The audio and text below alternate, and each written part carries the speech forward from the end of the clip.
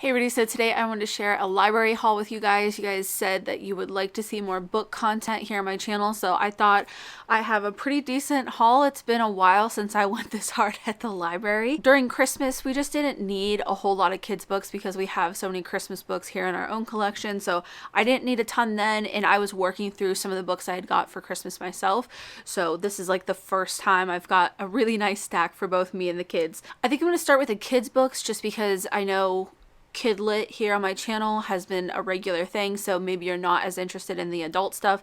So I'll put timestamps for you though, or chapters, whatever they're called at this point, to let you guys know when it transitions into my books versus their books. But we'll start off with the kids books, and I just wanted to recommend getting a library card to anybody who doesn't have one. Most libraries, you can get them online now. Just research the local ones in your area, go to their website. I know my local ones, and I live in rural Ohio, like really small towns. Even my libraries do library cards online now. So, and a lot of them have waived late fees and stuff because of the pandemic, and even a lot of them do curbside pickup and stuff like that, so you don't even have to go inside. I would highly recommend the library. Like, giving them your business, you save money because it's free, and authors make money, and the library gets supported, so it's like a win-win for everybody. The first one is Pluto Gets the Call. Oh, someone's going to call. Are they calling me to invite me to a party? I love parties. And this is just such a silly one because Sophie and Mark have very passionate feelings about Pluto not being a planet anymore or considered a dwarf planet, but still, I knew that my kids would get a kick out of this. And then I saw this one. It's The Nuts Sing and Dance in Your Polka-Dot Pants. And then it says that you can download the song to dance along with it. And it just sounded precious. And it looks like a really cute kids book, so I wanted to give this one a try. Anything that has a song or, you know, some kind of music to go along with it, my kids really love.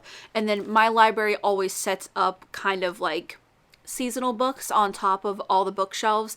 So right now we've got a ton of snow here in Ohio, or at least where we live in Ohio. It has not stopped snowing for like weeks now. And so basically all of us are covered in snow. So they had a lot of snow books out, which I really enjoyed. So I got this Blizzard book.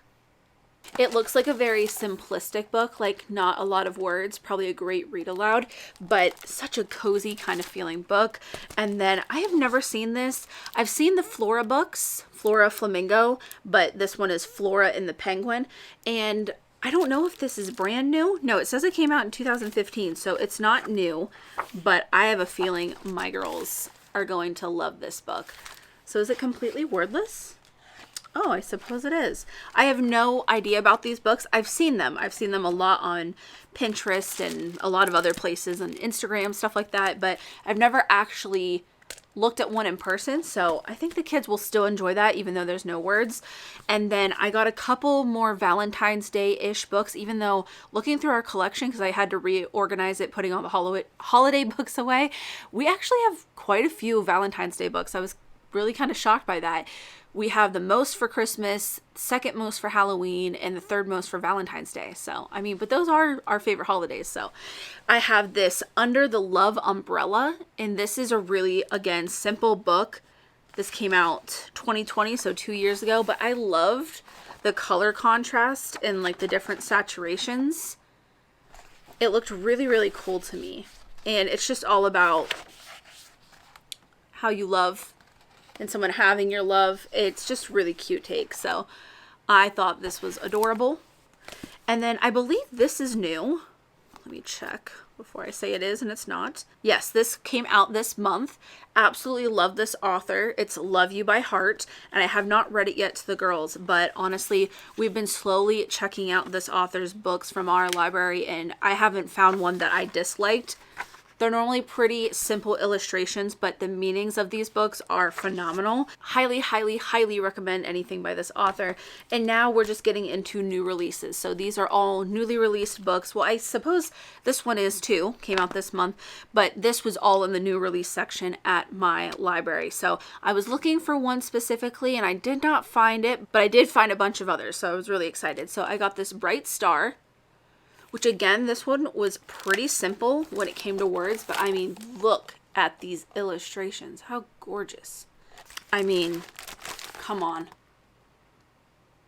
Absolutely stunning. So Obviously had to get that one. I hadn't heard anything about this book whatsoever, but the cover immediately drew me, and then I happened to flip open to a bunch of history about Juneteenth back here, and I was immediately sold. So we will see how this one goes, but I'm sure it's going to be great. And this next one, I don't know how appropriate it is for me to show this cover. All right, so this next book is called Fred Gets Dressed. Now, the cover is what immediately drew me to this book. Again, I hadn't heard anything about it, but it is a little boy who's naked, but he has his legs pulled up because he's marching, so you don't see anything. But it just immediately drew me because I feel like I go through phases all the time with my kids about clothes being optional and explaining why sometimes we do in fact have to wear clothes. So I immediately just picked it up because of that, but I was flipping through it the other night and wow, this book is so much more than I could have expected. And let me just flip to this one page to show you. Sums it up. Perfect. So I'm really excited to read that to the girls. This next one is called The Big Beach Cleanup. So we don't live by a beach, but I'm still hoping that we could read this and it still inspire the kids to maybe pick up around our community when it does start to get warmer out, and we can go ahead and, you know, make a difference in our own little community. But looked like a really cute book. I flipped it open and it actually came out last year, so I'm not sure why it was in the new releases, but regardless. And I'm going to save my two favorites for last. So I have definitely heard of this book all over Instagram, The Year We Learned to Fly. I'm very, very eager to read this book. I mean, look at this.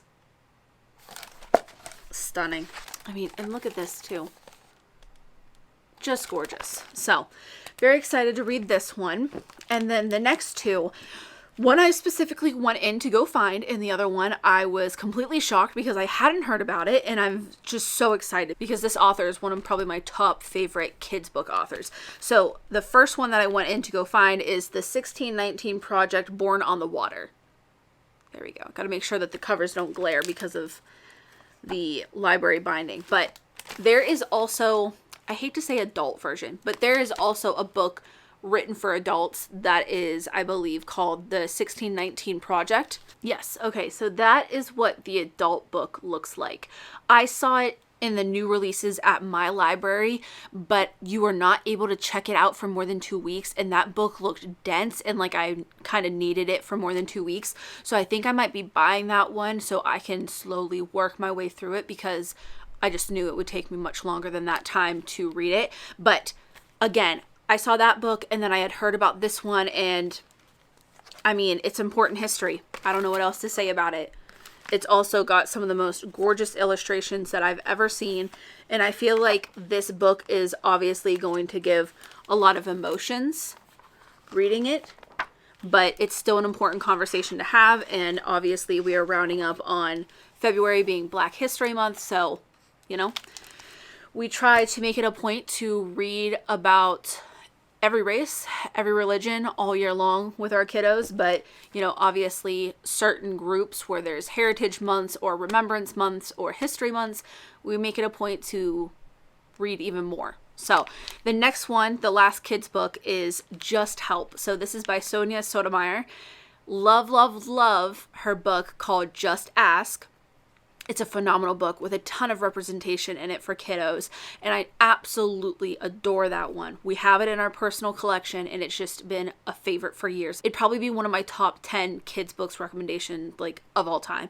And I had no idea she was coming out with another one. I have not read through this one, but it does look a little long, a little wordy, kind of just like her last one, but honestly, they're worth it. If you have a classroom where you do read alouds, I would highly recommend the Sonia Sotomayor books, making it even like a multi-day read aloud or something like that. It just amazing. So I was very excited to see this. So that's everything for the kids books, and I'm just going to move on to my books that I have checked out of the library right now. I've got a pretty decent stack here, but for good reason. So the first one I'm going to need your guys' help with. I checked it out.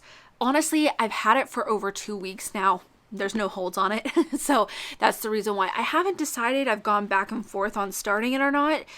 I just can't decide. So let me know. So it is A Court of Thorns and Roses. There we go. So you can see the cover. But It is a fantasy book. There is several books in it. I believe there's set to be another one coming out later this year or maybe next year. I can't remember exactly, but I've heard really great things on Book Talk about this, but I just can't decide, and I just don't know if I'm ready to tackle that yet. So let me know what you think, if I should wait until I have like a little less on my plate for this, or if I should just go ahead. It's not that intricate. And you'll see why I've been holding off here. But the next one I got is Notes on an Execution. I am very, very eager to read this book. And then I have a couple of recommendations in here from Marley. If you don't follow her on Instagram, she does have a YouTube channel as well, but for right now, she's doing most of her content on Instagram. So you can follow her. I'll put her handle down below, but she does a lot of great kids books and adult book recommendations, and she has been going on and on about Sally Rooney. And I was just kind of browsing the aisles of my library and I saw this and I was like, you know what, let's give it a shot. She did say it's not for everybody. I feel like there's pretty divided takes on the normal people and Sally Rooney books in general. I feel like I either come across people who live for them, and then there's others who absolutely hate them. So I don't know which camp I'm going to be in, but I hope that I enjoy it as much as Marley has.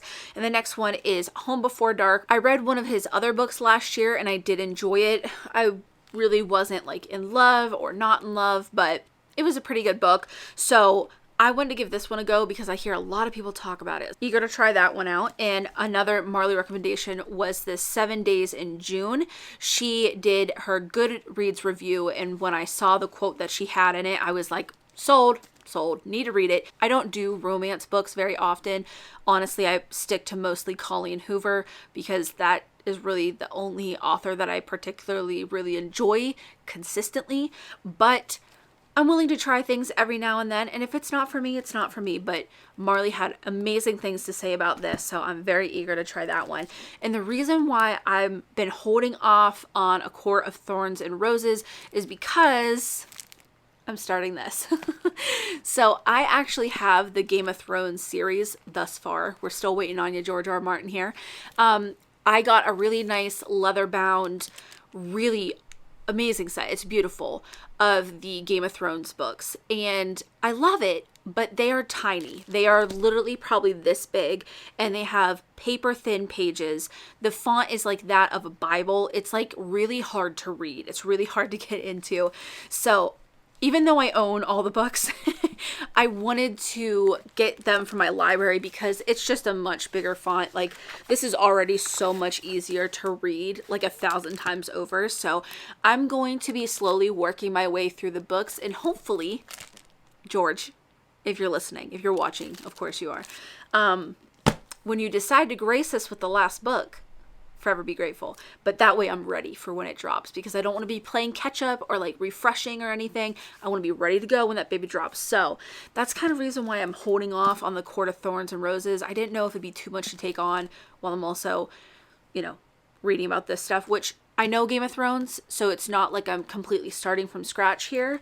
And yeah, so that is the library haul for the next few weeks. And I'm also next week going to be doing my first roundup of books that I personally read in the month of January. I'm not going to do the kids books just because I feel like that would be a forever long video, but I did end the month of January reading 12 books, and I just want to kind of go over them quickly with you, give you kind of my ratings on them and like maybe my standouts, you know. So I'm going to be doing that next weekend, so you guys will have that next week to look forward to. If you're looking for more book content from me, I post regularly book stuff and updates, what I'm reading, reviews, stuff like that on my Instagram. You can also follow me on Goodreads, and I also recently started a book club on Book Club's app.